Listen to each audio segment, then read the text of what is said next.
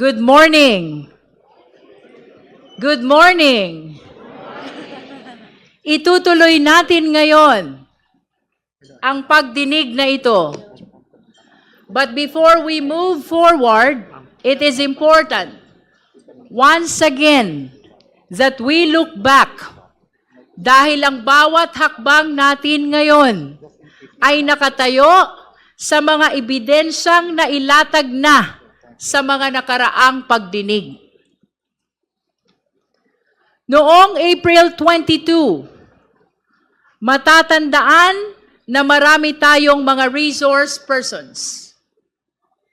Ang Ombudsman, ang Anti-Money Laundering Council or AMLC, ang Securities and Exchange Commission or SEC, at ang Bureau of Internal Revenue o BIR. Sa pagdinig na yon, we entered what we describe as the territory of forensic truth, kung saan hindi opinyon ang nangingibabaw, hindi haka-haka, kundi opisyal na record. Mga record na punong-puno ng numero. At ang mga numerong iyon ay nagsalita. Tatlong bagay ang malinaw na lumitaw. Una, ang mga salin na walang cash o cash deposits.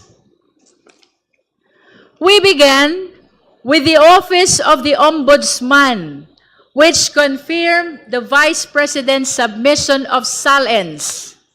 Ito yung tinatawag natin na Statement of Assets, Liabilities, and Net Worth. Kapansin-pansin na mula 2016 hanggang 2024, tumaas ang net worth ng Vice Presidente mula 34 million patungong 88 million. Ngunit kapansin-pansin din na mula 2019, zero cash o cash deposits ang idineklara. Wala kahit 5. Kaya hindi maiwasan ni Congressman Joel Chua na magsabi, di wow. Wala daw cash o cash deposit. Tama po ang dinig ninyo. Walang cash sa bulsa o kahit sa bangko. Kung biro man ito, hindi ito nakakatawa. Dahil kung walang cash o cash deposit, ang tanong, paano umikot ang pera? At kung walang laman ang bangko, paano lumaki ang yaman?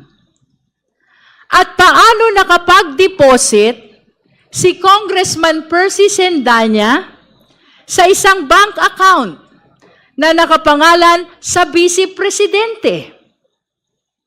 At ibig ba nitong sabihin ay ang Vice Presidente ang kaisa-isang opisyal sa buong Pilipinas na walang land bank account?